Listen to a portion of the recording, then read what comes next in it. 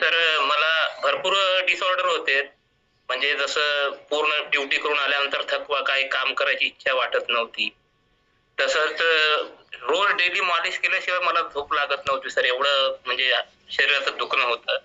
तसंच घोरण्याचा त्रास होता. सुरुवातीच्या तो 1 महिन्यामध्ये जवळपास गायब झाला.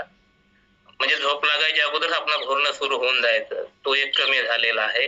आणि सर बाकीचे इतर म्हणजे व्यसन वगैरे असतात तंबाखू, गुटखा, खर्रा किंवा वाईन वगैरे घेणं हे 100% बंद. चाय चाय तर आपण आता मी जवळपास 3 वर्ष झालं पीत नाही आहे सर.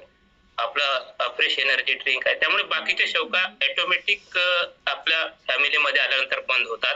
कुठं सेवा काय म्हणते ते व्यसनमुक्ती केंद्रामध्ये जायची काही आवश्यकता नाही. आपल्या फॅमिलीशी जर कंटिन्यू राहिला तर सगळे व्यसन दूर होतात.